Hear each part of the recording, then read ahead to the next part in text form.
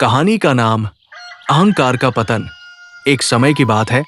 एक गांव में विक्रम नाम का एक बहुत ही प्रतिभाशाली और मेहनती युवक रहता था।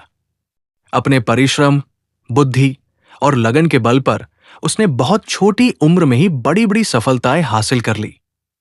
खेती हो या व्यापार, हर काम में वो सबसे आगे था। गांव के लोग उसका बहुत सम्मान करते थे और बच्चे उसे आदर्श मानते थे। लेकिन समय के साथ साथ विक्रम के अंदर अहंकार घर करने लगा। उसे लगने लगा कि वो दूसरों से बेहतर है और बाकी सब लोग उससे नीचे हैं। अब वो न तो किसी की सलाह सुनता था और न ही किसी की मदद करता। जो लोग पहले उसके करीबी थे, वे भी अब उससे दूर होने लगे। एक दिन गांव में एक बुजुर्ग साधु आए। उन्होंने देखा कि विक्रम में प्रतिभा तो है, पर वो घमंड के अंधेरे में डूबता जा रहा है। साधु ने उसे समझाने की कोशिश की, पर विक्रम ने उल्टा साधु का ही अपमान कर दिया। कुछ समय बाद विक्रम के व्यापार में घाटा होने लगा। फसलें खराब हो गई और पुराने साथी भी उसका साथ छोड़ने लगे। अब वो अकेला रह गया था। जब कोई संकट आता तो मदद के लिए कोई नहीं आता, क्योंकि सबको वो तुच्छ समझता था। एक दिन वही साधु फिर गाँव आए। इस बार विक्रम खुद उनके पास गया और सिर झुकाकर बोला, मुझे माफ कीजिए, मैंने अपने अहंकार में आपको और सबको ठुकरा दिया। आज जब कुछ नहीं बचा, तब समझ आया कि सबसे बड़ा दुश्मन मेरा खुद का घमंड था। साधु मुस्कुराए और बोले, बेटा, ज्ञान और सफलता का मूल्य तभी है जब उसके साथ विनम्रता हो।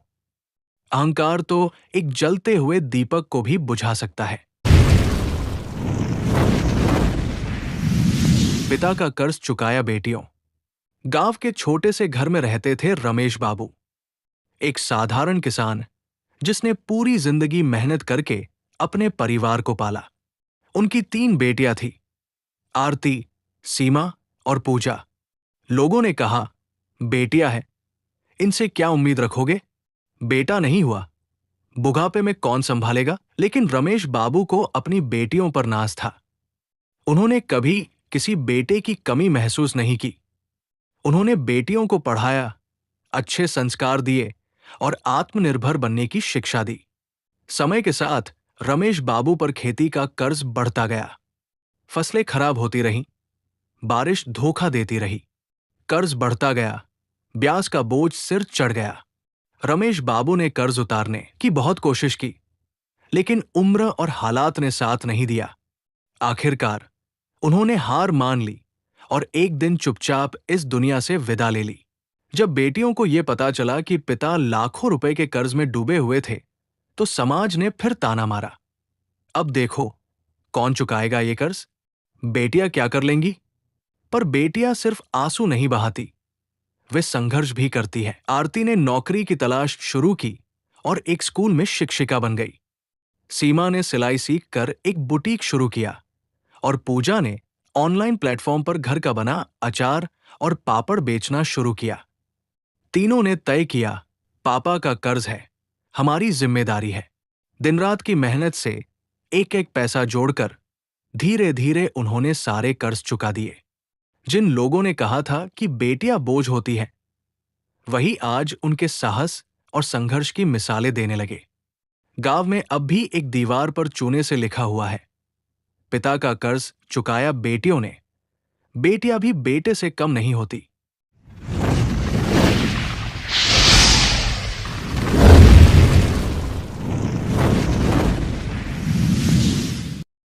खूनी कार, गांव का बदला। कहानी शुरू होती है रात के अंधेरे में। एक वीरान सड़क पर एक पुरानी, जंग लगी लाल रंग की कार खड़ी थी। हवा में सन्नाटा था, पर उस कार के अंदर कुछ था, कुछ बहुत डरावना। 20 साल पहले गांव रामपुर में एक नौजवान लड़का था, अर्जुन। उसे गाड़ियों से बहुत लगाव था। उसने अपने दम पर एक रेसिंग कार बनाई, तेज, चमकदार और लाल रंग की। उसका सपना था कि वो एक दिन इंडिया का सबसे बड़ा रेसर बने। लेकिन गांव के कुछ लोग, ठाकुर सुरेश, पंडित हरिराम और प्रधान रघुवीर, उससे जलते थे। उन्हें मंजूर नहीं था कि एक गरीब लड़का इतना बड़ा सपना देखे। एक रात उन्होंने अर्जुन की कार में आग लगा दी और अर्जुन उसी कार में जिंदा जल गया। वर्तमान समय 20 साल बाद गांव में अजीब घटनाएं होने लगी। रात में लोगों को इंजन की आवाज सुनाई देती थी। बिना किसी ड्राइवर के लाल कार घूमती थी और एक एक करके वे लोग मरने लगे जो अर्जुन की मौत के जिम्मेदार थे। ठाकुर सुरेश अपने खेत में उस कार से कुचला गया। पंडित हरिराम मंदिर में आग लग गई और वो उसी में जल गया। प्रधान रघुवीर, उसका एक्सीडेंट हुआ और उसकी बॉडी के टुकड़े सड़क पर बिखर गए।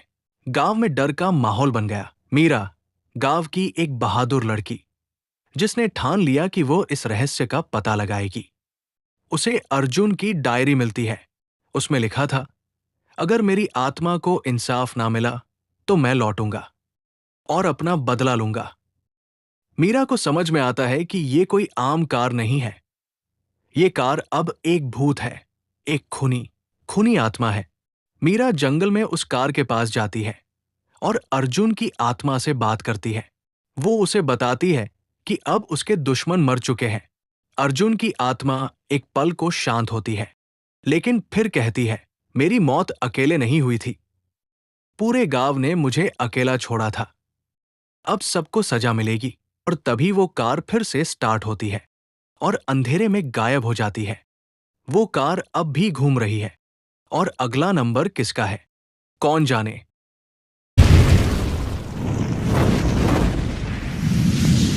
गधे के सवार एक दिन रामू और श्यामू नाम के दो दोस्त गांव से शहर जा रहे थे। उनके पास एक ही गधा था।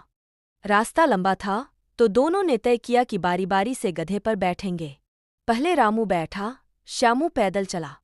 रास्ते में लोग हंसने लगे, देखो कितना आलसी है, खुद गधे पर बैठा है और बेचारा दोस्त पैदल चल रहा है। रामू शर्मा कर नीचे उतर आया। अब श्यामू बैठ गया।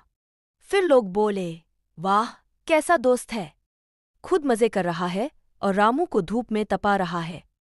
दोनों परेशान हो गए। उन्होंने सोचा, चलो दोनों साथ बैठ जाते हैं। अब दोनों गधे पर चढ़ गए। बेचारा गधा लुढ़कते लुढ़कते गिर पड़ा। आसपास के लोग ठहाके लगाने लगे, हा हा हा, गधे को ट्रक बना दिया इन दोनों ने। रामू और श्यामू समझ गए, दुनिया चाहे जो कहे, सही वही है जो खुद सही लगे। सीख, लोगों की बातें सुनते रहोगे तो कभी मंजिल नहीं मिलेगी।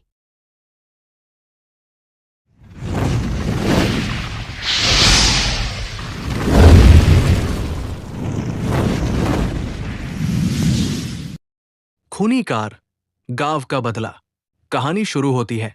रात के अंधेरे में एक वीरान सड़क पर एक पुरानी जंग लगी लाल रंग की कार खड़ी थी। हवा में सन्नाटा था, पर उस कार के अंदर कुछ था, कुछ बहुत डरावना। 20 साल पहले गांव रामपुर में एक नौजवान लड़का था, अर्जुन। उसे गाड़ियों से बहुत लगाव था। उसने अपने दम पर एक रेसिंग कार बनाई, तेज, चमकदार और लाल रंग की। उसका सपना था कि वो एक दिन इंडिया का सबसे बड़ा रेसर बने। लेकिन गांव के कुछ लोग ठाकुर सुरेश, पंडित हरिराम और प्रधान रघुवीर उससे जलते थे। उन्हें मंजूर नहीं था कि एक गरीब लड़का इतना बड़ा सपना देखे। एक रात उन्होंने अर्जुन की कार में आग लगा दी और अर्जुन उसी कार में जिंदा जल गया। वर्तमान समय 20 साल बाद गांव में अजीब घटनाएं होने लगी। रात में लोगों को इंजन की आवाज सुनाई देती थी। बिना किसी ड्राइवर के लाल कार घूमती थी और एक एक करके वे लोग मरने लगे जो अर्जुन की मौत के जिम्मेदार थे। ठाकुर सुरेश अपने खेत में उस कार से कुचला गया। पंडित हरिराम मंदिर में आग लग गई और वो उसी में जल गया। प्रधान रघुवीर, उसका एक्सीडेंट हुआ और उसकी बॉडी के टुकड़े सड़क पर बिखर गए। गांव में डर का माहौल बन गया। मीरा, गांव की एक बहादुर लड़की जिसने ठान लिया कि वो इस रहस्य का पता लगाएगी। उसे अर्जुन की डायरी मिलती है। उसमें लिखा था, अगर मेरी आत्मा को इंसाफ ना मिला तो मैं लौटूंगा और अपना बदला लूंगा। मीरा को समझ में आता है कि ये कोई आम कार नहीं है। ये कार अब एक भूत है, एक खूनी आत्मा है। मीरा जंगल में उस कार के पास जाती है और अर्जुन की आत्मा से बात करती है। वो उसे बताती है कि अब उसके दुश्मन मर चुके हैं। अर्जुन की आत्मा एक पल को शांत होती है, लेकिन फिर कहती है, मेरी मौत अकेले नहीं हुई थी। पूरे गांव ने मुझे अकेला छोड़ा था। अब सबको सजा मिलेगी। और तभी वो कार फिर से स्टार्ट होती है और अंधेरे में गायब हो जाती है। वो कार अब भी घूम रही है। और अगला नंबर किसका है, कौन जाने।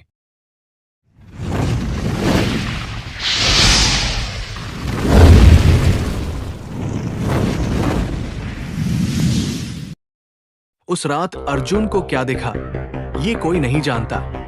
गांव में हलचल सुबह का समय। लोग अर्जुन के बारे में बात कर रहे हैं।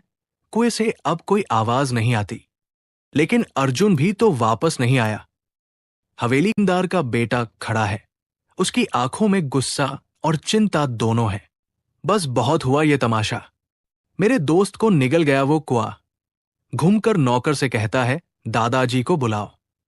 अब वक्त आ गया है कि नाना जी इस रहस्य को सुलझाएं।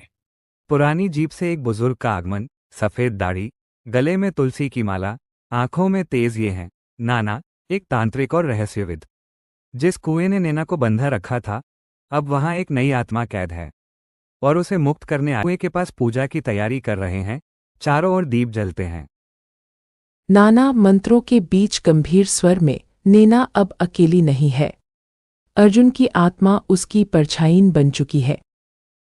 कुएं से फिर वही फुसफुसाहट, लेकिन इस बार दो आवाजें एक साथ गूंजती हैं, नैना और अर्जुन की। नैना, अर्जुन एक साथ। अब देर हो चुकी है।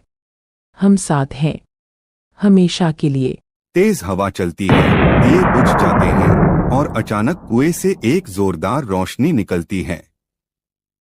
क्या नाना अर्जुन को बचा पाएंगे, या अब नैना का अगला शिकार कोई और होगा?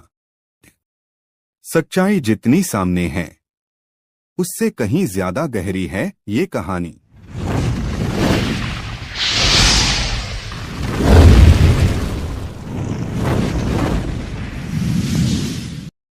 बहुत समय पहले धनपुर गांव में एक सूखा कुआं था, लेकिन वो कुआं बस सूखा नहीं था।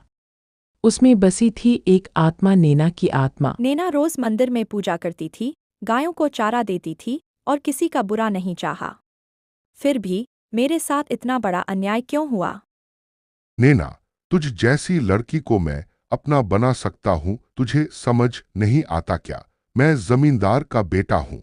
अगर तू मेरी नहीं हुई तो किसी की भी नहीं होगी। विक्रम ने अपना गुस्सा नहीं रोका और एक रात उसने नैना को कुएं में धक्का दे दिया। उस रात के बाद से कुएं से कोई लड़की के रोने की आवाज आती। उसने भी उधर झांका, वो लौटकर नहीं आया। अर्जुन, ये सब अंधविश्वास है। मैं खुद जाऊंगा और सच्चाई लाकर रहूंगा। रात में रिकॉर्डर चालू करता है। अगर तुम यहां हो नैना, तो सामने आओ। मैं तुम्हें मुक्ति दिलाने आया हूं। क्या तुम मेरी मदद करोगे? उस रात अर्जुन को क्या दिखा, ये कोई नहीं जानता। पर अगली सुबह कुएं से एक रोशनी उठी और फिर कभी वहां कोई आवाज नहीं आई। नैना को शायद अब शांति मिल गई थी। पिक्चर अभी बाकी है मेरे दोस्त। गधे के सवार एक दिन रामू और श्यामू नाम के दो दोस्त गांव से शहर जा रहे थे। उनके पास एक ही गधा था। रास्ता लंबा था तो दोनों ने तय किया कि बारी बारी से गधे पर बैठेंगे। पहले रामू बैठा, श्यामू पैदल चला। रास्ते में लोग हंसने लगे, देखो कितना आलसी है, खुद गधे पर बैठा है और बेचारा दोस्त पैदल चल रहा है। रामू शर्मा कर नीचे उतर आया। अब श्यामू बैठ गया। फिर लोग बोले, वाह कैसा दोस्त है, खुद मजे कर रहा है और रामू को धूप में तपा रहा है। दोनों परेशान हो गए। उन्होंने सोचा, चलो दोनों साथ बैठ जाते हैं। अब दोनों गधे पर चढ़ गए। बेचारा गधा लुढ़कते लुढ़कते गिर पड़ा। आसपास के लोग ठहाके लगाने लगे, हा हा हा, गधे को ट्रक बना दिया इन दोनों ने। रामू और श्यामू समझ गए, दुनिया चाहे जो कहे, सही वही है जो खुद सही लगे। सीख, लोगों की बातें सुनते रहोगे तो कभी मंजिल नहीं मिलेगी।